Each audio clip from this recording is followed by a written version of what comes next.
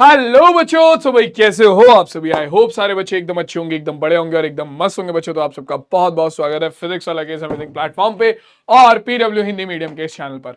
तो मैंने last class में बोला था कि भैया लास्ट क्लास उदय बैच की आखिरी क्लास होगी, बट उस क्लास में हमारा जो सांख्यिकी वाला चैप्टर था वो पूरा नहीं हो पाया था। बेसिकली हमने सारी चीजें कवर कर ली थी, बट हमारा केंद्रीय प्रवृत्ति की मापे माध्य, माध्यक और बहुलक रह गया था। ठीक है, तो भाई वो जो आपकी पूरी की पूरा जो चैप्टर में वन शॉट में कराने वाला था वो दो वीडियो में कन्वर्ट हो गया। तो इसकी पहला लेक्चर ऑलरेडी आ चुका है और दूसरा लेक्चर तुम्हारे सामने आज है। ठीक है, तो आज हम सांख्यिकी के बारे में बात करेंगे। थोड़ा सा बहुभुज तुम्हारा बारंबारता बहुभुज भी हमने लास्ट क्लास में थोड़ा जल्दी जल्दी में कवर किया था, तो उसे भी एक बार रिकैप दे देंगे थोड़ा सा कि तुम लोगों को अच्छे से और समझ में आ जाए। और उसके बाद अपना जो केंद्रीय प्रवृत्ति की मापे हैं उसे भी देख लेंगे। ठीक है, तो लास्ट क्लास में अगर हम बात करें तो हमने डिस्कशन किया था किसके बारे में। हमने डिस्कशन किया था हमारा किसी भी प्रकार के जो डेटा है, जो हमारा किसी भी प्रकार के आंकड़े हैं, उनको प्रस्तुत कैसे करते हैं, उनको दिखाते कैसे हैं, उनका रिप्रेजेंटेशन कैसे करते हैं। उसके लिए हमने बारंबारता सारणी के बारे में पढ़ी थी। ठीक है, बारंबारता सारणी के अंदर फिर हमने हमारा जो कि क्लास इंटरवल होता है उसके बारे में पढ़ा था, बारंबारता के बारे में पढ़ा था। ठीक है, आपकी निम्न सीमा, उच्च सीमा, इस सब के बारे में पढ़ा था। ठीक है, तो ये सारी चीजें जो है वो हमने लास्ट क्लास में कवर कर ली थी। अब आज की क्लास में क्या कवर करना है? आज की क्लास में हमें कवर करना है केंद्रीय प्रवृत्ति की मापें, जो कि है हमारे पास तीन। कौन कौन सी है भाई? तीन मापें हैं हमारे पास, जिनमें से सबसे पहली है हमारी माध्य, दूसरी है माध्यक और तीसरी है बहुलक। ठीक है, इसे माध्यक को माध्यिका भी बोला जाता है भाई, ध्यान रखना। ठीक है, कई बार एग्जाम में माध्यिका दे देता है वो लिखकर। तो माध्य, माध्यक और बहुलक, ये तीन ही है आपके पास जो आपको पढ़नी है। ठीक है, और ये भी अभी हम केवल और केवल अनग्रुप्ड डेटा के लिए पढ़ने वाले हैं, यानी कि हमारा जो अनग्रुप्ड आंकड़े होते हैं उनके लिए पढ़ने वाले हैं, यानी कि सिंपल बारंबारता सारणी के लिए हम ये चीजें जो है वो कवर करने वाले हैं। ठीक है, बाकी कब आएगा, इससे आगे का कब पढ़ेंगे भाई? सेम सांख्यिकी के नाम से क्लास 10th में एक चैप्टर है, ठीक है, जहां पर आपको केवल और केवल यही तीन चीजें पढ़नी है। ठीक है, क्लास 10th की जो सांख्यिकी है उसमें केवल और केवल आपको यही चीजें पढ़नी है। और जो आपने बारंबारता सारणी यहां पर बनानी सीखी है ना, जिसमें आपका वर्ग अंतराल होता है, ठीक है, और आपका जो वर्ग माप है, ये सारी चीजें होती हैं, उन सब का माध्य, माध्यक और बहुलक निकालना तुम क्लास 10th में सीखोगे। ठीक है, तो यहां पर क्या सीखेंगे? केवल और केवल तुम्हारा जो सिंपल बारंबारता सारणी है, ठीक है, उसका माध्य, माध्यक और बहुलक निकालना सीखेंगे। तो शुरुआत करते हैं माध्य से। ठीक है, कि माध्य क्या होता है, माध्यक क्या होता है, बहुलक क्या होता है, बिल्कुल बेसिक से शुरुआत करेंगे। ठीक है, लेकिन सबसे पहले हम क्या करेंगे? सबसे पहले हमें एक क्या बनाना है? बहुभुज बनाना है। किसका? बारंबारता सारणी का, जो कि हमें दिया हुआ है। बारंबारता बंटन जो हमें दिया हुआ है, इसका हमें बहुभुज बनाना है। ठीक है, बारंबारता बहुभुज बनाना है, दिया हुआ है।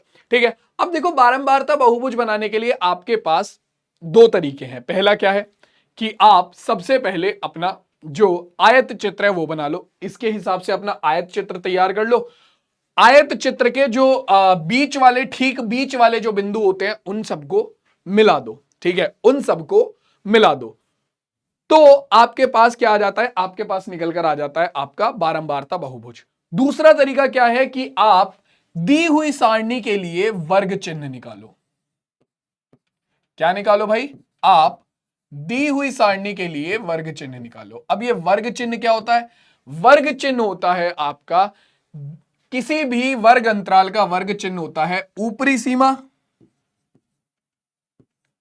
ऊपरी सीमा प्लस निचली सीमा, ऊपरी सीमा प्लस निचली सीमा बटे में 2, बटे में 2, ये होता है तुम्हारा वर्ग चिन्ह। ठीक है, तो हम सारे वर्ग अंतरालों के लिए ये वर्ग चिन्ह निकालेंगे। सारे ही वर्ग अंतरालों के लिए हमें ये वर्ग चिन्ह निकालना पड़ेगा मेरे लाल। ठीक है, तभी हमारा काम चल पाएगा। ठीक है, तो अब जब मैं यहां पर वर्ग चिन्ह निकालने जाता हूं तो वर्ग चिन्ह कैसे निकलता है तुम्हें मैंने ऑलरेडी बता ही दिया। ऊपरी सीमा प्लस निचली सीमा बटे में 2, ऐसे निकलता है तुम्हारा वर्ग चिन्ह। ठीक है, तो अगर तुम सबसे पहले वर्ग अंतराल का वर्ग चिन्ह निकालोगे तो यह आएगा कितना? 10 प्लस 0 बटे में 2, यानी कि कितना? 10 प्लस 0 हो गया कितना? 10 बटे में 2 यानी कि 5। ठीक है, तो ये आ गया 5। ठीक, मैं थोड़े ज्यादा 10 प्लस 0/2, तो ये आ जाएगा 5। ठीक है, अगला हो जाएगा 10 20 प्लस 10 कितना हो गया 30। 20 प्लस 10 कितना हो गया 20 प्लस 10 हो गया 30/2 करेंगे तो 15। मैं थोड़ा डायरेक्ट निकालता हूं। ठीक है, 30 प्लस 20 कितना हो जाएगा 50। 50/2 करोगे 25। ठीक है, फिर उसके बाद कितना 40 प्लस 30 70। 70/2 35। ठीक है, और तुम देखोगे कि सब में कितने कितने का 10 10 का गैप आ रहा है, तो सब में 10 10 का गैप ले लो जहां तक तुम लास्ट तक ना पहुंच जाओ। 190/2 अगर तुम करोगे तो कितना आएगा 190/2 होगा तुम्हारा कितना 190/2, तो 2 ने 18, 1 बचा, 2 पंजे 10, तो 95 तक तुम्हारा ये बन जाएगा। ठीक है, तो ये हो गया 45, फिर 55। ठीक है, 55 के बाद तुम्हारा कितना 65।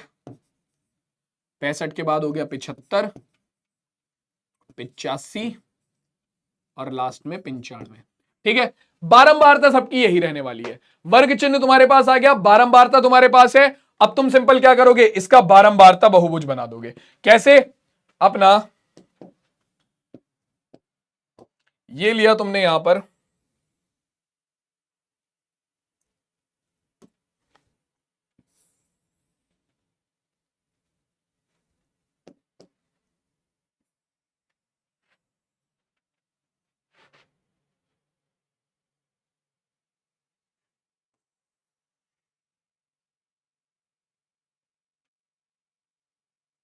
ये आ गई तुम्हारी पूरी की पूरी टेबल।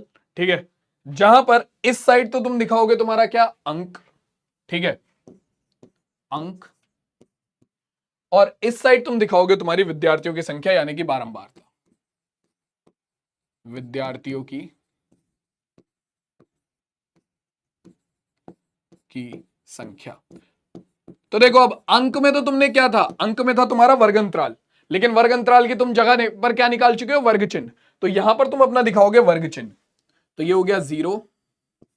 ठीक है, 5 बराबर डिस्टेंस पर रखना है, ये 10 15 20 25 30 35। बल्कि इसे ऐसे भी रहने दो, इसे दिखाओ ऐसे सीधा 10 10 के गैप पे दिखाते हैं, डायरेक्टली 10 10 के गैप पे दिखाते हैं, क्योंकि हमें 10 के ही गैप पे चीजें चाहिए होंगी। ठीक है,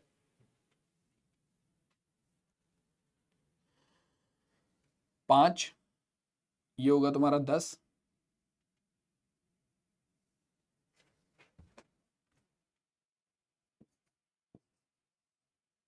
यहां पर होगा तुम्हारा 10।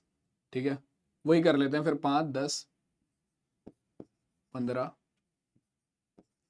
20 25 30 35 40 45 50 55 60 65 70 75 80 85 90 95 और 100। ठीक है, 5 10 15 20 25 30 35 40 45 50 55 60 65 70 75 80 85 90 95 100। ठीक है, इधर क्या आ जाएगा भाई, इधर आएगी तुम्हारी बारंबारता। ठीक है, तो बारंबारता में हम ले लेते हैं एक, वही 1 2 3 4 5 6 7 8 9 10 11 12 13 14 15 16 17 18 19। ठीक है, चलो जी, तो अब हम क्या करेंगे, एक एक बिंदु को दर्शाते हुए चलेंगे, एक एक बिंदु को दर्शाते हुए चलेंगे। सबसे पहले वर्ग अंतराल के लिए वर्ग चिन्ह है 5 और उसकी बारंबारता भी है 5। तो पहले वर्ग अंतराल के लिए वर्ग चिन्ह है 5 और बारंबारता भी है 5। तो ये लो भैया, ये हो गया बिंदु ए। ठीक है, उसके बाद तुम्हारा, हाँ जी, तो यहां पर देखो आपको एक काम और करना पड़ेगा बच्चों। ये जो तुमने वर्ग अंतराल पूरा दिखाया है, ठीक है, यहां से तुम्हें एक चीज और निकालनी पड़ेगी, और वो क्या है, वो है इससे पहले, मतलब जो तुम्हारा सबसे पहला वाला वर्ग अंतराल है उससे पहले वाला एक वर्ग अंतराल, और जो सबसे बाद वाला वर्ग अंतराल है उसके बाद वाले एक वर्ग अंतराल के लिए भी तुम्हें क्या वर्ग चिन्ह निकालना पड़ेगा, तभी तुम्हारी ये सारणी जो है वो कंप्लीट होगी। ठीक है, इससे पहला वाला वर्ग अंतराल कौन सा होगा, 10 से 0, 0 से पहला वाला वर्ग अंतराल कौन सा होगा, -10 से 0, जो कि इसका वर्ग चिन्ह कितना हो जाएगा, इसका वर्ग चिन्ह हो जाएगा -10 + 0/2, यानी कि -10/2, तो कितना आ जाएगा, -5। ठीक है, उसके लिए हमें फ्रीक्वेंसी कितनी लेनी है, उसके लिए फ्रीक्वेंसी हमें 0 ही लेनी है, उसके लिए फ्रीक्वेंसी हमें 0 ही लेनी है। ठीक है, तो -5 तुम्हारा कहीं यहां पर होगा। ठीक है, ऐसे ही जो सबसे आखिरी वर्ग अंतराल है उसके बिल्कुल नीचे वाला, उससे अगला वर्ग अंतराल, तो आखिरी वर्ग अंतराल है 90 से 100, तो इससे अगला वर्ग अंतराल कितना हो जाएगा आपका, 100 से 110। अब इसके लिए तुम्हारी जो वर्ग चिन्ह आएगा वो कितना आएगा, वो हो जाएगा तुम्हारा 110 + 100/2, यानी कि तुम्हारा कितना, 210/2, बोले तो कितना आ गया तुम्हारा 105। ठीक है, तो एक वर्ग चिन्ह तुम दिखाओगे यहां पर 105। ठीक है, इनके लिए बारंबारता कितनी रहेगी, बाकी सबकी बारंबारता तुम्हारे पास है। एक तो सबसे पहले वाले से पहला वाला वर्ग अंतराल जिसके लिए वर्ग चिन्ह तुमने निकाला है उसकी बारंबारता नहीं है, तो वो तुम्हें 0 रखनी है, और एक सबसे आखिरी वाले वर्ग अंतराल के बाद वाला वर्ग अंतराल जिसकी बारंबारता जिसका वर्ग चिन्ह तुमने निकाला है उसके लिए बारंबारता 0 रखनी है। जो तुमने खुद से निकाले उन दोनों के लिए बारंबारता 0 रखनी है। क्यों निकाले अभी समझाऊंगा। सबसे पहले हमने हमारा पहला बिंदु दर्शाया, पहला वर्ग चिन्ह है -5 और उसकी बारंबारता कितनी है, उसकी बारंबारता है 0, तो -5 और 0, तो पहला बिंदु हो गया ये ए। ठीक है, दूसरा बिंदु है कौन सा, दूसरा बिंदु है वर्ग चिन्ह है 5 और बारंबारता भी है 5, तो वर्ग चिन्ह 5 और बारंबारता 5, ये हो गया बिंदु बी। तीसरा बिंदु है वर्ग चिन्ह 15 बारंबारता 10, वर्ग चिन्ह 15 और वर्ग चिन्ह 15 और बारंबारता 10, तो ये हो गया बी बिंदु। ठीक है, उसके बाद वर्ग चिन्ह 25 बारंबारता 4, वर्ग चिन्ह 25 बारंबारता 4, ये हो गया बिंदु सी। ठीक है, उसके बाद वर्ग चिन्ह 35 बारंबारता 6, तो वर्ग चिन्ह 35 और बारंबारता 6, तो ये हो गया बिंदु डी। ठीक है, उसके बाद वर्ग चिन्ह 45 बारंबारता 7, वर्ग चिन्ह 45 बारंबारता हल्की सी ऊपर 7, बिंदु ई।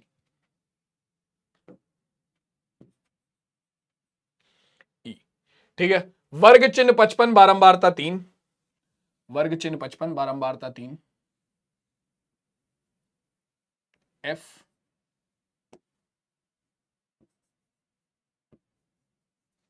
ठीक है, वर्ग चिन्ह 65 बारंबारता 2, वर्ग चिन्ह 75 बारंबारता 2, वर्ग चिन्ह 65 बारंबारता 2, एफ जी, वर्ग चिन्ह 75 बारंबारता 2, एच। ठीक है, वर्ग चिन्ह 85 बारंबारता 3 और वर्ग चिन्ह 95 बारंबारता 9, वर्ग चिन्ह 85 बारंबारता 3, वर्ग चिन्ह 85 बारंबारता 3, तो एच आई, और वर्ग चिन्ह 95 बारंबारता 9, लगभग ये यहां कहीं होगा।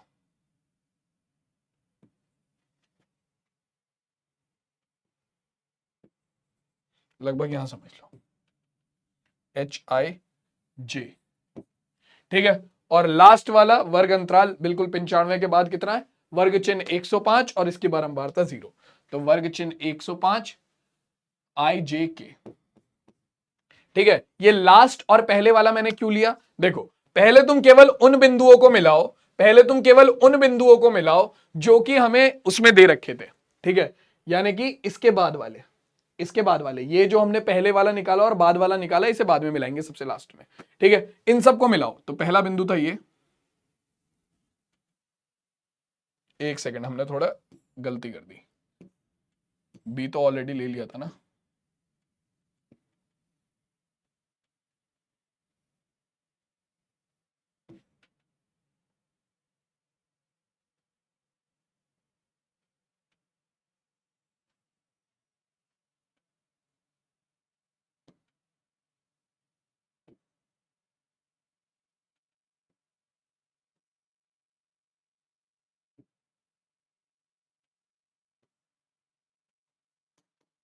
ये होगा तुम्हारा B C D E F G H I J K और एल।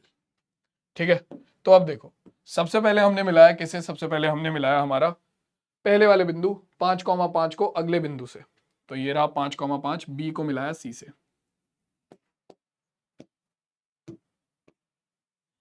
बी को मिलाया सी से। ठीक है, फिर सी को मिलाया डी से, फिर डी को मिलाया ई से, फिर ई को मिलाया एफ से,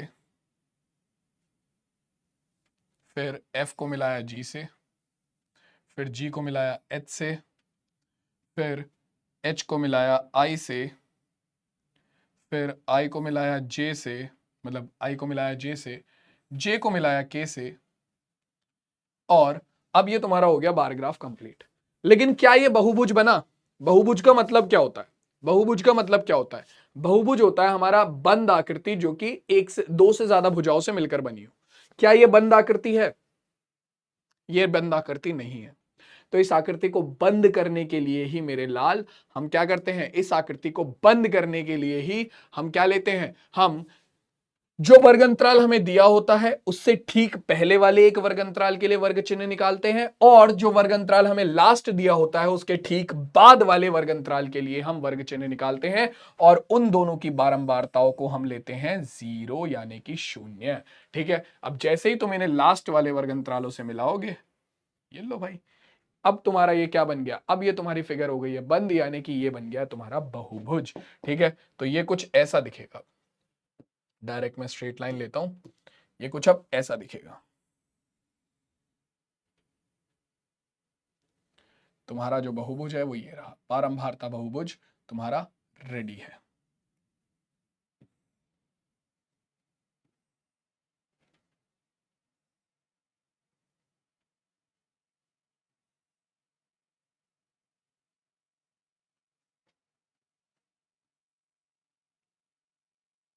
ये लो भाई, हो गया तुम्हारा काम।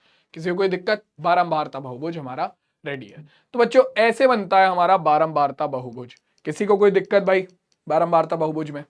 क्लियर हो गया सबको? चलो, लास्ट क्लास में भी हमने डिस्कस किया था, यहां पर हमने थोड़ा और क्लियरली डिस्कस कर लिया। अब बात करते हैं हम केंद्रीय प्रवृत्ति की मापों की।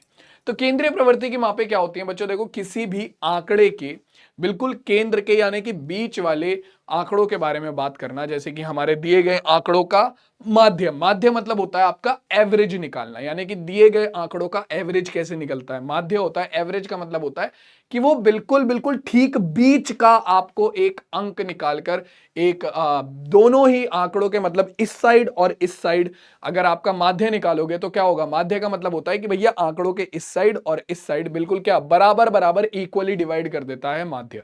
क्या करता है? बराबर बराबर इक्वली डिवाइड कर देता है, एवरेज दे देता है। वहीं पर माध्यक की अगर हम बात करें तो माध्यक हमें बताता है कि भैया दोनों आंकड़ों के मतलब दिए हुए आंकड़ों में बिल्कुल ठीक बीच में क्या आ रहा है। माध्यक ये बताता है कि दिए गए आंकड़ों के बिल्कुल ठीक बीच में क्या आ रहा है। और वहीं हम बहुलक की बात करें तो बहुलक बताता है कि दिए गए आंकड़ों में सबसे ज्यादा बार कौन सी चीज आ रही है, या सबसे ज्यादा बार कौन सा पद आ रहा है, कौन सा आंकड़ा आ रहा है। तो अब देखो एक एक करके हम आंकड़ों का माध्य, माध्यक और बहुलक निकालना सीखेंगे। ठीक है, तो सबसे पहले आता है हमारे पास आंकड़ों का माध्य निकालना। तो माध्य निकालने के लिए डायरेक्ट हमारे पास सूत्र होता है। देखो आंकड़ों का माध्य, इसे हम दर्शाते हैं x बार से। जब हम अवर्गीकृत आंकड़ों का माध्य निकालते हैं, क्योंकि हमें केवल क्लास नाइन्थ में अवर्गीकृत आंकड़ों का ही माध्य निकालना सीखना है, और ये होता है तुम्हारा डायरेक्टली पदों का योग, पदों का योग बटे पदों की संख्या।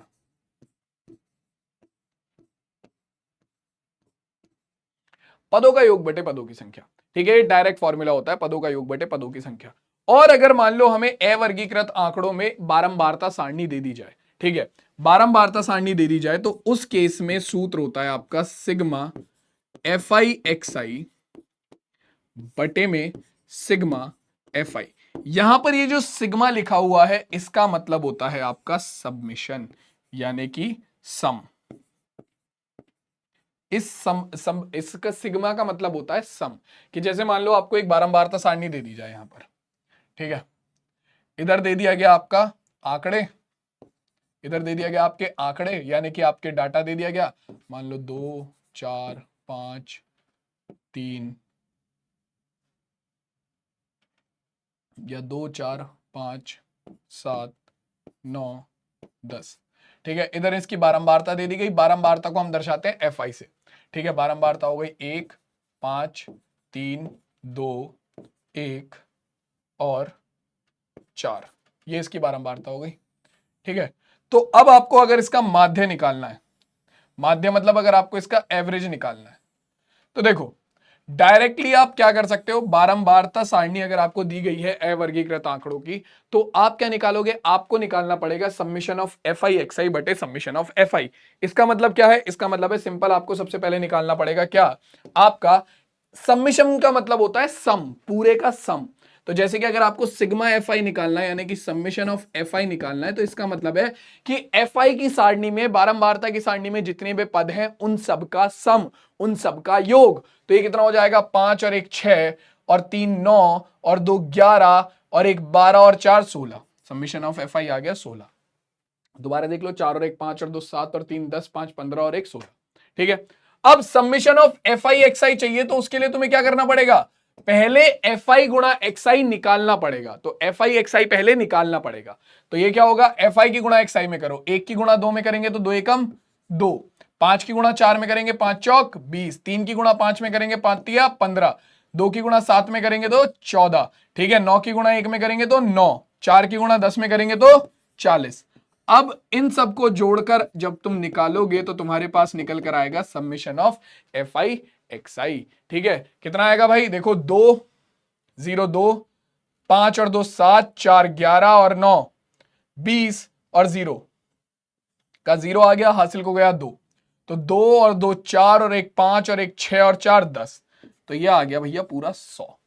ये कितना आ गया, ये आ गया पूरा 100। एक बार देख लेते हैं, तो देखो 20 और 2 22, 22 और 10 42 और 5 22 और 10 कितना 32 और 5 37, 37 और 10 47 और 4 51, 51 और 9 हो गया 60 और 40 100। तो समीशन ऑफ एफ आई आ गया, summation of F I X I आ गया कितना 100।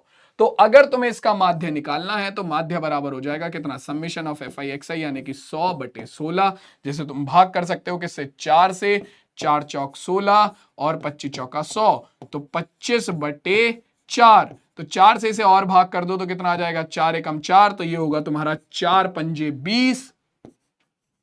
ठीक है, 5 बचा कितना, 4 पंजे 20, 4 छिंग 24। ठीक है, 1 बचा, दशमलव लगाएंगे, 0 बढ़ाया, 4 दूनी 8, 2 बचा, फिर से 0 बढ़ाया, 4 पंजे 20, तो 6.25 इस दी गई सारणी का क्या निकल कर आ गया, माध्य निकल कर आ गया।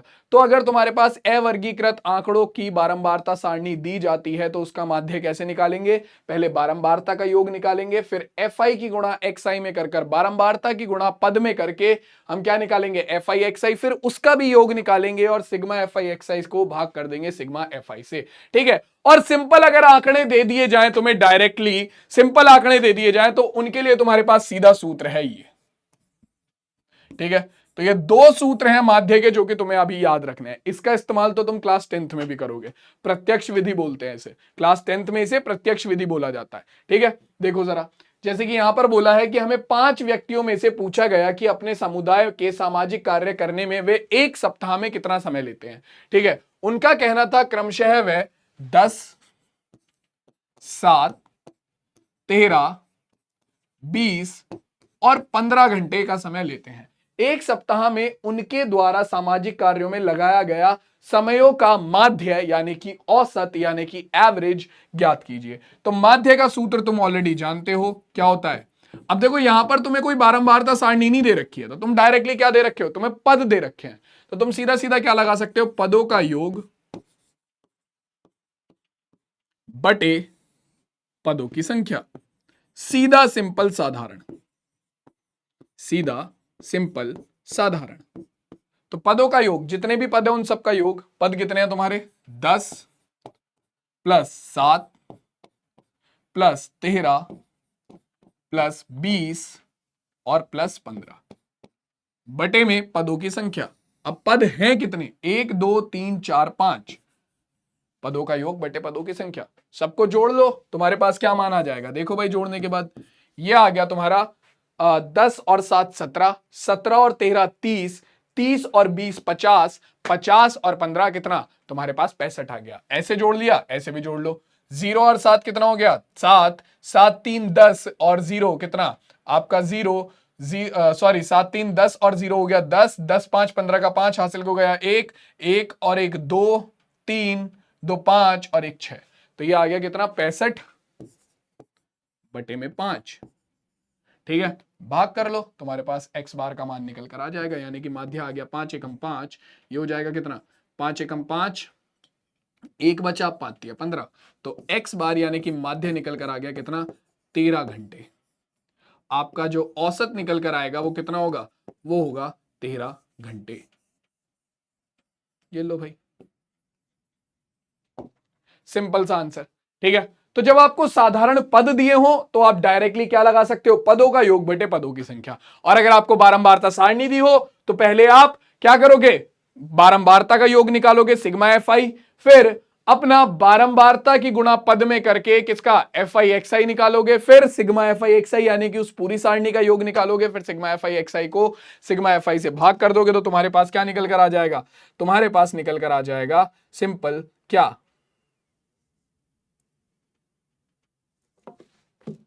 माध्य। क्लियर हो गई बात? चलो भाई आगे बढ़ते हैं। अब देखो, अब हमारे पास आएगा क्या? अब हमारे पास आएगा केंद्रीय प्रवृत्ति की मापे, और यहां पर तुम्हें क्या निकालना है? फिर से माध्य निकालना है। तो सिंपल तरीका मैं तुम्हें ऑलरेडी बता चुका हूं। सबसे पहले हम क्या करेंगे? हमें अंक दे रखे हैं, विद्यार्थियों की संख्या यानी कि अपना क्या दे रखी है? बारंबारता दे रखी है। तो सबसे पहले हम क्या करेंगे? यहां पर सारी चीजें मैंने ऑलरेडी निकाल चुका हूं। ठीक है, मैं निकाल के लाया हूं। ठीक है, टाइम कम लगेगा। तो ये पूरी तुम्हें क्या दे रखी थी? अंक xi थे, तुम्हारे पास विद्यार्थियों की संख्या fi थी। तो तुमने क्या करा? सबसे पहले सिग्मा fi का योग निकाला, तो ये आ गया। इन सब का योग, बारंबारताओं का योग, ये आ गया। फिर fi की गुणा xi में करी तो 1 गुणा 10 1 हो गया, 1 गुणा 20 20 हो गया, 3 गुणा 36 108 हो गया, 4 गुणा 40 160 हो गया, 3 गुणा 50 150 हो गया, 56 गुणा 2 112 हो गया। ठीक है, 60 गुणा 4 आपका 24 240 हो गया, 4 गुणा 70 आपका 280 हो गया, 72 गुणा 1 72 हो गया, 80 गुणा 1 कितना? 80 हो गया, 88 गुणा 2 176 हो गया, 92 गुणा 3 276 हो गया, और 95 गुणा 1 95 हो गया। इन सबको उठाकर जोड़ा तो समीशन ऑफ fi xi आ गया, जो कि कितना है? 1789। ठीक है। अब अगर तुम्हें माध्य निकालना है तो तुम जानते हो माध्य क्या होता है? सबमिशन ऑफ, जब आपको बारंबारता सारणी दी हो तो समीशन ऑफ fi xi बटे समीशन ऑफ fi। ठीक है, समीशन ऑफ fi xi कितना है? 1789 बटे में समीशन ऑफ fi कितना है? 30। ठीक है, क्लियर हो गई बात? यहां पर क्लियर है? 3 से भाग करो, देखो इसे। कितना होगा, 3 धाम 30, 3 पंजे 15, ठीक है, 3 निम 27, 3 तिया 9, ठीक है, 10 से भाग कर देंगे, कितना आ गया, यह आ गया आपके x बार का मान 59.3। ये तुम्हारा क्या होगा, इनका औसत होगा, यानी कि इनका माध्य होगा। क्लियर हो गई बात। तो माध्य निकालना आ गया सबको दिए गए आंकड़ों का, दोनों में से किसी भी तरीके से आएगा, माध्य निकाल दोगे, सिंपल डेटा आएगा तो भी माध्य निकल जाएगा। और अभी इसके तरीके के माध्य पर आधारित और भी क्वेश्चन करेंगे, टेंशन मत हो, घबराने वाली बात नहीं है, अभी केवल हमने फॉर्मूले को कैसे यूज करते हैं वो सीखा है, ठीक है। चलो आगे बढ़ते हैं, अब बात करते हैं किसमें, हमारा माध्यक के बारे में। माध्यक क्या बताता है, माध्यक बताता है आपका कि भैया ये है ठीक बीच वाला पद, इसके इस साइड जाओगे तो भी इक्वल पद होंगे, इसके इस साइड जाओगे तो भी इक्वल पद होंगे, ये आपके ठीक बीच का पद बताता है, ठीक है।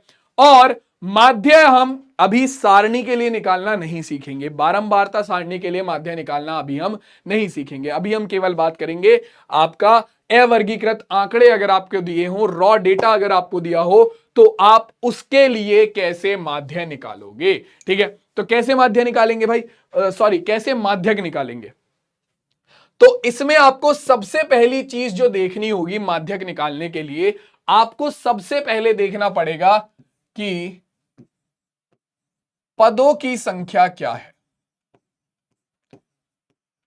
पदों की संख्या क्या है, पदों की संख्या को अगर मैं n बोलता हूं तो ये n क्या है, ठीक है, n क्या है। आपको सबसे पहले माध्यक निकालने से पहले आपको यह देखना पड़ेगा कि आपके पदों की संख्या क्या है, आपके पदों की संख्या कैसी है, क्या वो सम है या वो विषम है, ठीक है। और इसी के आधार पर आपके पास दो स्थितियां बनती हैं जब हम क्या निकालते हैं, माध्यक निकालते हैं। माना हमारे पास n आंकड़े हैं तो इस दो स्थितियां संभव हैं।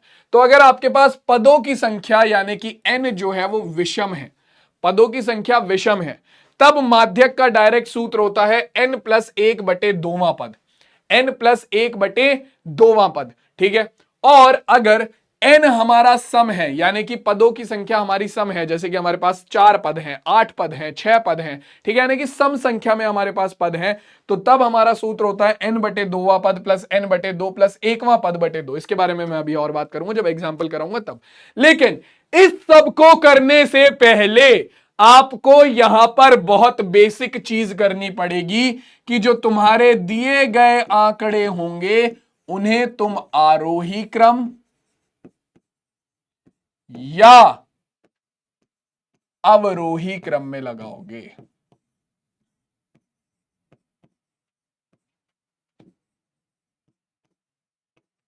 अगर तुम ये चीज नहीं कर रहे हो तो तुम्हारा आंसर ज्यादातर केसेस में गलत आएगा, ठीक है, ध्यान रखना। सिंपल साधारण सा लॉजिक, अगर तुम ये चीज नहीं कर रहे हो तो ज्यादातर केसेस में तुम्हारा आंसर जो है वो कैसा आएगा, वो गलत आएगा, ठीक है। क्लियर हुई बात, समझ में आया तुम्हें ये सब, बोलो बोलो जल्दी बोलो, मन के राज खोलो जल्दी से। चलो तो अब देखो, सबसे पहले एक एग्जांपल ही ले लेते हैं सीधा। जैसे कि यहां पर आपको दो क्वेश्चन दिए हुए हैं, निम्न आंकड़ों का माध्यक ज्ञात करो। तो माध्यक ज्ञात करने के लिए जैसे कि मैंने तुम्हें बोला, सबसे पहले तो आप उन दिए गए आंकड़ों को कैसे लगाओगे, आरोही क्रम में या अवरोही में, वो तुम्हारी मर्जी है तुम किस में लगाना चाहते हो। मैं आरोही में ही लगाता हूं हमेशा, ठीक है। तो मैं आरोही में लगाऊंगा। आरोही में क्या होता है, छोटे से बड़े की तरफ जाते हैं। तो सबसे छोटा पद देखो इसमें कौन सा है, सबसे छोटा पद है 2, 2 के बाद है 3, 3 के बाद क्या कोई और है, एक और 3 है, फिर उसके बाद है सीधा 4, 4 के बाद देखो क्या है भैया, 4 के बाद है तुम्हारे पास 5, 5 एक बार है, 5 2 बार है, ठीक है, फिर है 6 जो कि एक बार है, और फिर है 7 जो कि एक बार है।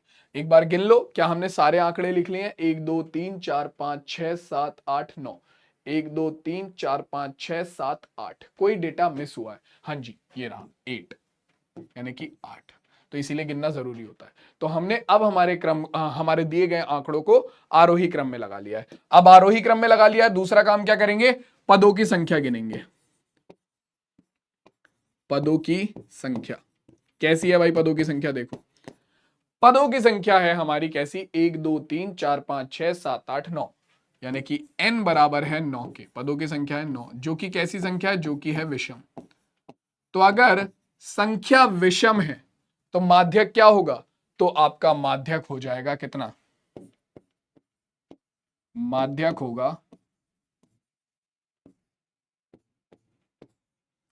n+1/2वां पद।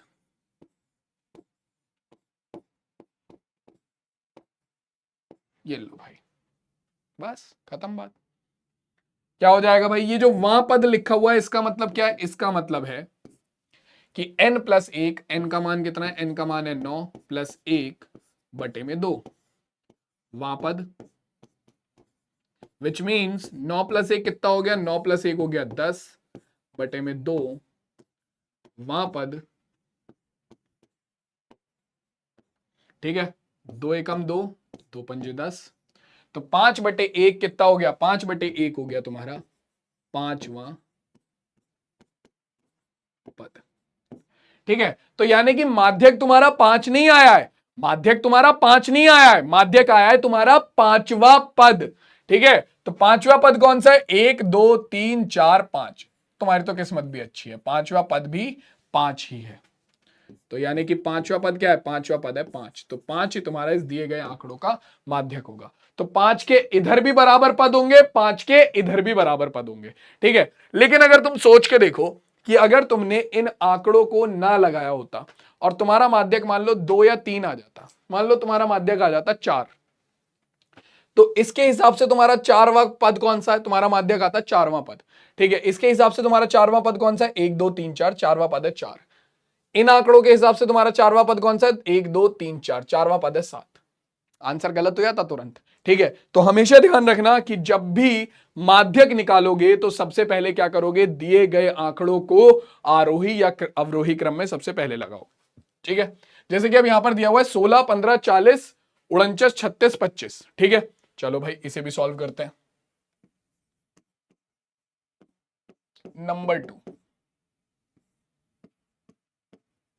तो सबसे पहले इन्हें आरोही या अवरोही क्रम में लगाओ। तो सबसे छोटा नंबर है 15, फिर है 16, फिर है 25।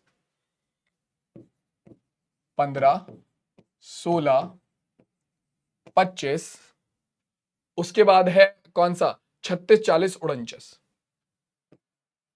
36 40 49, बहुत बढ़िया। अब आरोही क्रम में लग गए, पदों की संख्या n निकालो। कितनी है? 1 2 3 4 5 6, पदों की संख्या है 6, जो कि है एक सम संख्या। अगर सम संख्या है तो माध्यक क्या होगा? माध्यक होगा तुम्हारा n/2 और n/2 + 1वें पद का औसत, यानी कि n/2वां पद प्लस n/2 + 1वां पद बटे में 2, बटे में 2 मान रखो यहां पर। तो ये हो जाएगा तुम्हारा कितना? 6/2वां पद प्लस 6/2 + 1वां पद बटे में 2। ठीक है, 6/2वां पद कितना हो गया? 2 एकम 2, 2 तिया 6, 6/2वां पद हो गया 3वां पद प्लस 2 तिया 6, कितना हो गया? 2 एकम 2, 2 तिया 6, तो 3/1 यानी कि 3, 3 और 1 4, तो 3वां पद प्लस 4वां पद बटे में आ गया 2। अब इन्हें जोड़ मत देना, पता लग रही है 2वां पद 3वां पद और 4वां पद जोड़कर लिख दिया 7वां पद, 7वां पद बटे 2 लिख दिया, उसे लिख दिया 3.5वां पद। अब यहां ढूंढते फिर रहे हो कि 3.5वां पद कहां है? नहीं, पहले क्या करोगे? 3वें पद और 4वें पद का मान उठाकर रखोगे जहां पर तुमने पदों को आरोही क्रम में लगाया था उसके बाद। ठीक है, तो यहां पर 3वें पद और 4वें पद का मान देखो, 1 2 3, 3वां पद है 25 प्लस 4वां पद है 36 बटे में 2। ठीक है, 25 और 36, 6 5 11 का 1, हासिल को गया 1, 3 और 3 6, तो ये हो गया 61 बटे में 2, भाग करेंगे तो ये हो गया कितना 30.5। तो ये तुम्हारा क्या हो गया, ये तुम्हारा माध्यक हो गया। तो याद रखना बच्चों, इस तरीके से आप क्या करोगे, 30.5 या दिख नहीं रहा है तो इसे थोड़ा अलग लिख देते हैं भैया, माध्यक हो जाएगा तुम्हारा, यहां पर लिख देता हूं मैं 61/2 यानी कि 30.5। तो ये है बच्चों तुम्हारा माध्यक निकालने का तरीका। माध्यक दो केसेस में निकलेगा, जब आपका पहला केस जब पदों की संख्या विषम हो तो n+1/2 पद, सिंपल, ठीक है, जहां पर n हमारा पदों की संख्या है, और दूसरा केस जहां पर पदों की संख्या सम हो तो वो होगा n/2 पद प्लस n/2 + 1वां पद, सिंपल। क्लियर हो गई बात, क्लियर हो गई बात। चलो अब आ जाते हैं आगे और कहानी को थोड़ा और आगे लेकर चलते हैं, ठीक है। देखो भाई, अब इसके बाद आता है बहुलक। क्या एक ही क्वेश्चन करेंगे क्या सर माध्यक पर, और क्वेश्चन नहीं करेंगे क्या माध्यक पर? अरे रुक जाओ, हाथ सबर रखो, टॉपिक कवर कर लेते हैं फिर क्वेश्चंस करेंगे, टेंशन नहीं है। बहुलक क्या होता है, देखो यार, देखो बहुलक बहुत सिंपल है, इसमें कोई सिरदर्दी नहीं है, बहुलक का तो कोई सूत्र भी नहीं है, क्लास 9th में बहुलक का कोई सूत्र है ही नहीं। बहुलक होता है तुम्हारा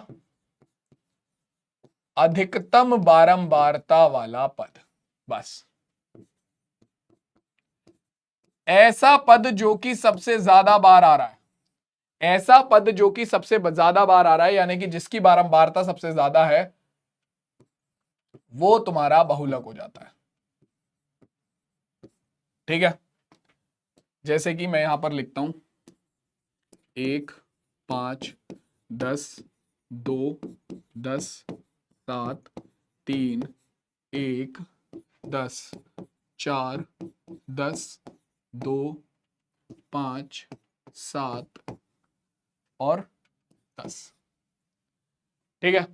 तो अब इस आंकड़े का तुम्हें बहुलक निकालने को बोला जाए तो देखो, या तो तुम इन आंकड़ों को पहले आरोही या अवरोही क्रम में लगा लो, उससे तुम्हें पता चल जाएगा कौन सा पद सबसे ज्यादा बार आ रहा है, नहीं तो डायरेक्टली भी तुम बता सकते हो इन आंकड़ों का बहुलक क्या है। क्या होगा इन आंकड़ों का बहुलक, इन आंकड़ों का बहुलक होगा आपका 10, जो कि सबसे ज्यादा बार आ रहा है, यहां पर 5 बार आ रहा है, ठीक है। 10 हमारा सबसे ज्यादा बार आ रहा है, 5 बार आ रहा है, यानी कि 10 आपका बहुलक हो जाएगा। ध्यान रखना, वो नंबर नहीं होगा बहुलक जो आ रहा, मतलब जो जितनी बार आ रहा है, मतलब पता लग रही है 10 5 बार आ रहा है तो तुमने 5 को बहुलक लिख दिया, नहीं, जो सबसे ज्यादा बार आ रहा है, जिसकी बारंबारता सबसे ज्यादा है, वो तुम्हारा बहुलक होगा, ठीक है। और इसे तुम क्या करते हो, तुम अपना बारंबार अवर्गीकृत आंकड़ों की जो बारंबारता सारणी है उसके लिए भी रख सकते हो। कैसे, मान लो इधर तुम्हारे पद हो गए, इधर हो गई बारंबारता, ठीक है। तो पद हो गए तुम्हारे 2 4 10 5 1, और बारंबारता हो गई इनकी कितनी, 4 8 1 2 और 10, ठीक है। तो इसका बहुलक क्या हो जाएगा भाई, इसका बहुलक क्या हो जाएगा, जिसकी बारंबारता सबसे ज्यादा है वही वाला पद आपका बहुलक होगा। तो यहां पर सबसे ज्यादा बारंबारता कौन सी दिख रही है, 10, तो जिसकी बारंबारता सबसे ज्यादा है वही वाला पद आपका बहुलक होगा। तो 10 किसकी बारंबारता है, 1 की, तो यानी कि 1 आपका बहुलक होगा, याद रखना, जिसकी बारंबारता सबसे ज्यादा होगी वो पद आपका बहुलक होगा, ठीक है। तो बारंबारता सबसे ज्यादा 10 की है, 10 बहुलक नहीं होगा, ये जिस पद की बारंबारता है वो बहुलक होगा, यानी कि 1, ठीक है। क्लियर हो गई बात, आ गया सबको समझ में, चलो बहुत बढ़िया। अब हमारी तीनों ही टॉपिक कंप्लीट हो चुके हैं, ठीक है, तीनों ही टॉपिक कंप्लीट हो चुके हैं, तीनों पर आधारित अब अलग अलग तरीके के क्वेश्चन सॉल्व करेंगे। पहला क्वेश्चन क्या कह रहा है, 20 विद्यार्थियों द्वारा 10 में से प्राप्त अंक किए गए अंकों का बहुलक ज्ञात करना है। तो जो अंक सबसे ज्यादा बार आ रहा होगा वही हमारा बहुलक हो जाएगा। तो एक काम करते हैं, इसे मैं लगा देता हूं तुम्हारा आरोही क्रम में, तुम्हारे लिए ज्यादा आसान हो जाएगा देखना। तो सबसे छोटा नंबर कौन सा है, सबसे छोटा नंबर है 2, 2 हमारा केवल एक ही बार आ रहा है, उसके बाद है 3, 3 जो कि हमारा कितनी बार आ रहा है, 3 हमारा 2 बार आ रहा है, 3 3, उसके बाद क्या है, उसके बाद है हमारे पास 4, 4 हमारा कितनी बार आ रहा है, 4 4 4 4 हमारा 3 बार आ रहा है, 4 4 4, उसके बाद है 5 5 5 5 केवल 2 ही बार आया है, ठीक है, उसके बाद आता है 6, तो 6 6 6 6 भी हमारा 3 बार आ रहा है। उसके बाद है अपने पास 7, 1 2 3, 7 भी हमारा 3 बार आ रहा है। ठीक है, उसके बाद अपने पास 8 नहीं है, फिर आता है 9, तो 1 2 3 4, 9 हमारा 4 बार है। ठीक है, और 10, 1 2, 10 हमारा 2 बार आ रहा है। एक बार गिन लेते हैं, 20 बच्चों का है ना, तो 20 बच्चे पूरे हो गए ना, 1 2 3 4 5 6 7 8 9 10 11 12 13 14 15 16 17 18 19 20, 20 बच्चे पूरे हो गए। तो इसका बहुलक क्या हो जाएगा? जो पद सबसे ज्यादा बार आएगा वो बहुलक होगा। सबसे ज्यादा बार क्या आ रहा है? सबसे ज्यादा बार आ रहा है 9, जो कि कुल मिलाकर 4 बार आया है, यानी कि 9 ही आपका क्या हो जाएगा? 9 ही आपका बहुलक हो जाएगा। खत्म बात। ठीक है, तो बहुलक निकालने के लिए तुम ऐसे भी कर सकते हो कि पहले उन्हें आरोही क्रम में लगा लो और उसके बाद देख लो, ज्यादा आसानी से पता लग जाता है। नहीं तो भाई तुम यहीं से पता लगा लो कौन सा पद सबसे ज्यादा बार आ रहा है, वही तुम्हारा आंसर हो जाएगा। ठीक है, क्लियर हो गई बात? क्लियर हो गई बात? चलो आगे बढ़ते हैं। अब देखो भैया, जैसे ये कह रहा है कि इन आंकड़ों का बहुलक ज्ञात करो। अब मैं बार बार नहीं बताऊंगा भैया, इजीली दिख रहा है तुम्हें। मैं इन्हें आरोही क्रम में लगाऊं और उसके बाद मैं बताऊं बहुलक कौन सा है, सबसे ज्यादा बार क्या आ रहा है। देखो जरा, 14 1 2 3 और 4 बार आ रहा है। ठीक है, 18 1 2 और 3 बार आ रहा है। तो मुझे साफ दिख रहा है कि सबसे ज्यादा बार क्या आ रहा है? सबसे ज्यादा बार 14 आ रहा है। 4 बार तो 14 ही आ गया। ठीक है, सबसे ज्यादा बार 14 आ रहा है, तो 14 ही बहुलक हो जाएगा। बात खत्म। इसके अलावा क्या है? 25 एक बार आ रहा है, 28 एक बार आ रहा है, 17 एक बार आ रहा है, 23 एक बार आ रहा है, 22 एक बार आ रहा है। ठीक है, 14 था जो सबसे ज्यादा बार आ रहा है, तो 14 ही हमारा बहुलक हो गया। ठीक है, चलो आगे देखो अगला क्वेश्चन क्या कह रहा है। 4 6 8 x 12 का माध्य 10 हो तो x का मान ज्ञात करो। तो देखो, तुम्हें x बार यानी कि माध्य का मान दे रखा है और तुम्हें पद दे रखे हैं। ठीक है, और तुम्हें यहां से x का मान निकालना है। तो तुम जानते हो x बार का मान क्या होता है? पदों का योग बटे पदों की संख्या। माध्य का मान होता है पदों का योग बटे पदों की संख्या। ऐसे क्वेश्चन पूछ लेता है, इंपॉर्टेंट है। ठीक है, अब पदों का योग बटे पदों की संख्या लगाने के लिए तुम क्या करोगे? पदों का योग यानी कि 4 plus 6 plus 8 plus x plus 12, ये है तुम्हारे सारे पद, इन सबका योग। पदों की संख्या कितनी है? पदों की संख्या है 1 2 3 4 5। पदों की संख्या है 5। माध्य तुम्हें दे रखा है 10, तो 10 बराबर हो गया कितना? 6 4 10 8 18 और 12। 6 4 10 8 18 और 12 हो गया आपका 30 प्लस x बटे में 5। 5 की गुणा 10 में हो जाएगी तो ये हो गया 50 बराबर 30 प्लस x के 30 इधर जाकर माइनस का हो जाएगा, तो x बराबर हो गया 50 माइनस 30, जिसका मतलब है ये आ गया 20। चल लो भैया, तुम्हारे x का मान हो गया 20। कौन सा ऑप्शन करेक्ट हो गया? ऑप्शन नंबर ए जो है वो बिल्कुल करेक्ट हो जाएगा। ऐसे क्वेश्चन कई बार पूछ लेता है जहां पर आपको पद दिए जाते हैं, पद में से कोई एक पद गायब कर देगा और वहां पर तुम्हें माध्य दे देगा और तुमसे वो पद पूछेगा, अज्ञात पद। तो याद रखना, पदों का योग बटे पदों की संख्या बराबर होगा माध्य के। सारे पदों का योग ले लो, बटे में पदों की संख्या कर दो, तुम्हारे पास आ जाएगा कितना? 6 4 10 और 8 18 और 12 30। 30 प्लस एक्स बटे 5, 5 की गुणा करी तुमने 10 में तो हो गया 50। तो 50 बराबर आ गया 30 प्लस एक्स के, 30 इधर जाकर माइनस हो जाएगा, तो 50 माइनस 30 हो गया 20। एक्स का मान आ गया 20। ठीक है, ऑप्शन ए करेक्ट हो गया। आगे देखो अगला क्वेश्चन। 1 4 6 3 8 5 2 का माध्यक क्या होगा? तो माध्यक निकालने के लिए सबसे पहले आरोही क्रम में लगाएंगे। तो 1 2 3 4 5 6 और 8। 1 2 3 4 5 6 और 7। 1 2 3 4 5 6 और 7। ठीक है, अब देखो पदों का योग कितना है, मतलब पदों का योग कह रहा हूं, n कितने हैं, यानी कि आपका पदों की संख्या कितनी है? यह है 7। ठीक है, तो आपका माध्यक हो जाएगा कितना? माध्यक बराबर हो गया आपका n प्लस 1 बटे 2वां पद। मैं डायरेक्ट लिख रहा हूं n प्लस 1 बटे 2वां पद। तो n प्लस 1 यानी कि 7 और 1 8 बटे 2वां पद कितना हो जाएगा? 7 और 1 8 बटे 2वां पद, यानी कि 8 बटे 2 हो गया 4वां पद। और चारवां पद कितना है बच्चों? चारवां पद है आपका 1 2 3 4, चारवां पद है 4, तो आंसर होगा 4। और अगर अभी यही तुम इस क्वेश्चन को आरोही क्रम में ना लगाते तो तुम्हारा चौथा पद क्या आता? 1 2 3 4, चौथा पद आता 3, जो कि बिल्कुल गलत है। चौथा पद होगा 4, याद रखना, ठीक है। चौथा पद क्या होगा? चौथा पद होगा 4, यानी कि आपका माध्यक जो होगा वो 4 होगा। तो कौन सा ऑप्शन करेक्ट होगा? ऑप्शन नंबर ए करेक्ट होगा। तुम देख सकते हो यहां पर 3 तो ऑप्शन में भी नहीं दिया हुआ है, ठीक है, ध्यान रखना इस चीज को। तो जब भी आप माध्यक निकालोगे तो पहले आरोही क्रम में लगाओगे। क्लियर हो गई बात? चलो आगे बढ़ते हैं। अगला क्वेश्चन देखो क्या कह रहा है।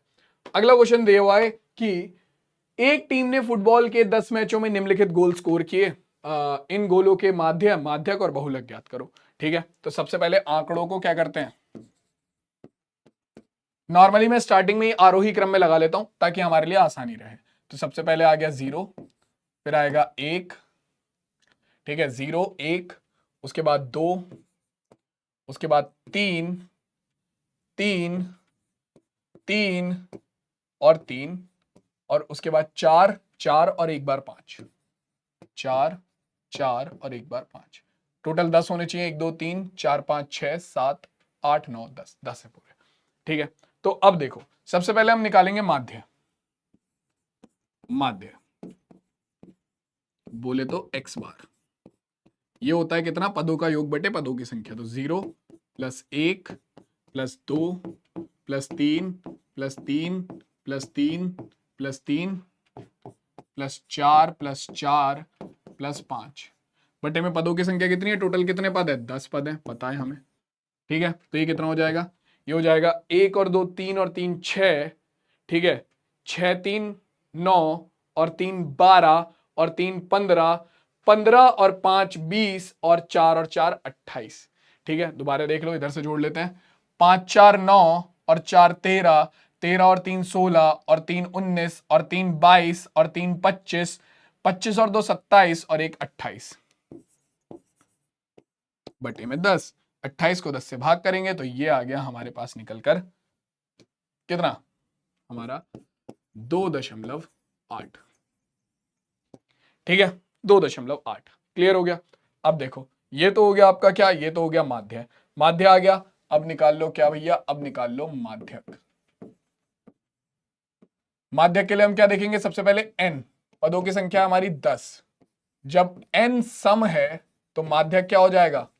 n है सम, तो माध्यक होगा कितना? n बटे दोवां पद, यानी कि 10 बटे दोवां पद,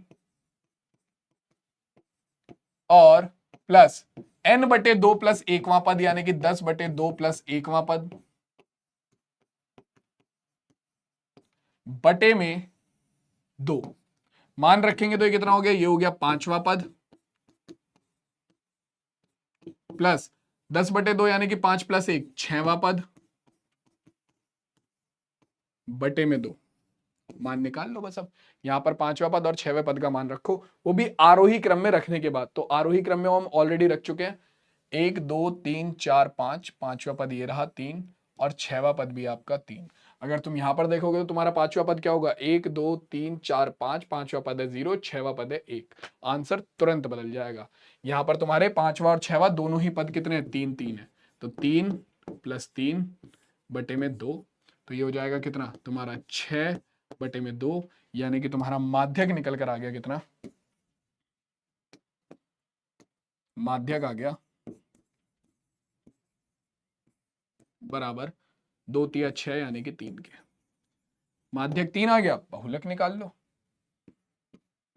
बहुलक क्या हो जाएगा? बहुलक तो और भी आसान है, जो पद सबसे ज्यादा बार आ रहा है वही बहुलक होगा। सबसे ज्यादा बार क्या आ रहा है? सबसे ज्यादा बार आपका 3 आ रहा है, जो कि कुल मिलाकर 4 बार आया है, तो यानी कि ये आपका बहुलक हो गया। ये लो भैया, तीनों चीजें निकाल दी हमने एक ही तरीके के आंकड़ों के लिए। तो तुम देख सकते हो कि तीनों चीजें आपकी जो है वो अलग अलग हो सकती हैं, और कई बार ऐसा भी होता है कि तीनों चीजें सेम हो जाएं, ठीक है, जरूरी नहीं है ये, ठीक है। जैसे कि बहुलक और माध्यक सेम आ गया, जबकि माध्य बिल्कुल अलग आ रहा है। तो तीनों चीजें अलग भी हो सकती हैं दिए हुए आंकड़ों के लिए, वो कंप्लीटली आंकड़ों पर निर्भर करता है कि तीनों चीजें सेम आएंगी या अलग आएंगी, ठीक है। चलो क्लियर हो गई बात, आ जाओ आगे बढ़ते हैं। अगला क्वेश्चन देखो क्या कह रहा है। ये कह रहा है निम्नलिखित प्रेक्षणों को आरोही क्रम में व्यवस्थित किया गया है, मतलब कि ये जो डेटा है ये पहले से ही आरोही क्रम में लगाया है, व्यवस्थित किया करके दिया गया है। यदि आंकड़ों का माध्यक 63 है, अब देखो आंकड़ों का माध्यक 63 दे दिया गया, तो कह रहा है x का मान निकालो। तो यहां पर आपको माध्यक दे दिया गया और बीच में से कोई एक पद गायब कर दिया इन्होंने। ये पहले से ही आरोही क्रम में लगे हुए हैं, तो आपको परेशान होने की जरूरत नहीं है आरोही क्रम में लगाने के लिए। ठीक है, बस सीधा पदों की संख्या देखो कितनी है, 1 2 3 4 5 6 7 8 9 10 पदों की संख्या है 10, जो कि है सम, है ना। माध्यक का सूत्र क्या हो जाएगा, माध्यक का सूत्र हो जाएगा n बटे 2वां पद यानी कि 10 बटे 2वां पद प्लस n बटे 2 प्लस 1वां पद। ये वाले क्वेश्चन बच्चों बहुत ज्यादा पूछे जाते हैं माध्यक में भी, और आपका माध्यक में भी बहुत ज्यादा पूछे जाते हैं, और आपका माध्य से भी बहुत ज्यादा पूछे जाते हैं, जहां पर आपको माध्य दे देगा, कोई एक पद गायब कर देगा, या माध्यक दे देगा और कोई एक पद गायब कर देगा। जैसे यहां पर इसने x का मान पूछ लिया। ठीक है, तो ये सॉल्व करने का तरीका यही होता है कि डायरेक्ट आप अपने जो सूत्र हैं उन पर जाइए, सीधा सूत्रों पर जाइए। जैसे कि यहां पर मैंने देखा कि 10 पद है, तो मैं सीधा सूत्र पर आया माध्यक के। ठीक है, 10वां पद कितना हो जाएगा, 10 बटे 2वां पद हो गया 5वां पद, और 10 बटे 2 प्लस 1 यानी कि कितना, 5 प्लस 1 यानी कि ये हो गया तुम्हारा 6वां पद।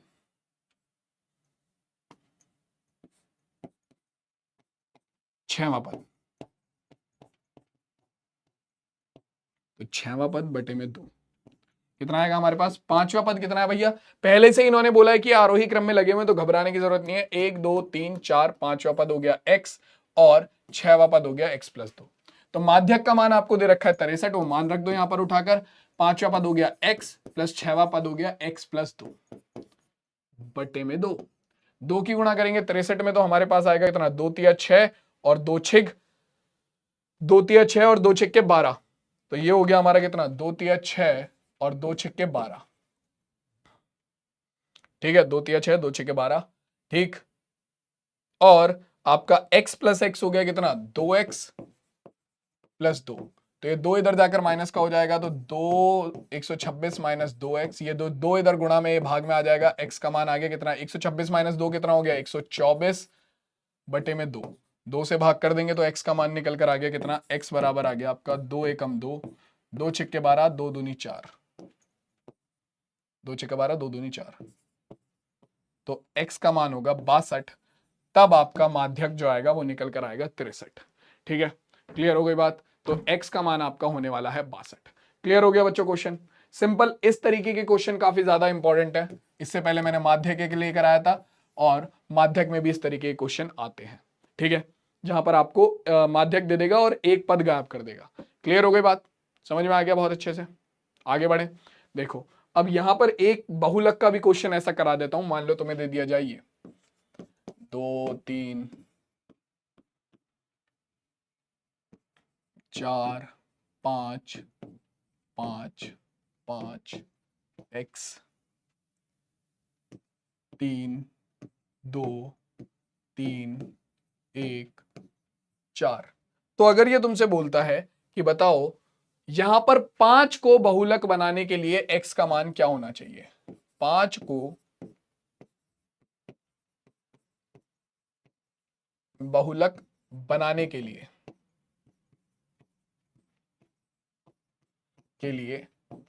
x का मान क्या होगा, x बराबर क्या होगा। तो सोच के देखो, तुम्हारा 3 यहां पर 1 2 3 बार आ रहा है, और 5 भी यहां पर 3 बार आ रहा है। तो अगर तुम्हें 5 को बहुलक बनाना है तो 5 सबसे ज्यादा बार आना चाहिए, यानी कि 5 हमारा 3 बार है और 3 भी हमारा 3 बार है। यानी कि अगर मुझे 5 को बहुलक बनाना है तो 5 हमारा 4 बार आना चाहिए। तो यानी कि इस x का मान क्या होना चाहिए, 5 होना चाहिए। अगर इस x का मान 5 होगा तो 5 हमारा 4 बार आ जाएगा, यानी कि इसका बहुलक कितना होगा, आपका 5 हो जाएगा। यानी कि अगर 5 को बहुलक बनाना है तो x का मान 5 होना चाहिए। ठीक है, अगर वहीं पर ये पूछ लेता कि 3 को बहुलक बनाना है तो x का मान कितना होना चाहिए, तो फिर x का मान अगर आप 3 रख दोगे तो आपका जो 3 है वो सबसे ज्यादा बार आएगा, यानी कि आपका बहुलक 3 हो जाएगा। तो 3 को बहुलक बनाने के लिए x का मान 3 होना चाहिए। तो इस तरीके के बहुलक के बेसिक सवाल वो पूछ सकता है। ठीक है, तो भैया देखो मेरी तरफ से तो केंद्रीय प्रवृत्ति की मापे वाला टॉपिक जो है वो कंप्लीट हो चुका है। ठीक है, और मेरी तरफ से तुम्हारा जो पूरा का पूरा सिलेबस है बच्चों वो कंप्लीट हो चुका है। तो आज की इस क्लास के साथ मैं तुम लोगों से उदय बैच में अलविदा लेता हूं। ठीक है, अब मैं तुम्हें मिलूंगा किसी और बैच में जहां पर हम किसी वन शॉट के बारे में बात करेंगे या फिर किसी और चीज के बारे में बात करेंगे। तो उसके लिए तुम जुड़े रहो पीडब्ल्यू चैनल से। ठीक है, बाकी आई होप तुम लोगों को उदय बैच में मजा आया होगा। ठीक है, आई होप तुम लोगों को उदय बैच में जो भी चीजें मैंने पढ़ाई हैं वो बहुत अच्छे समझ में आई होंगी।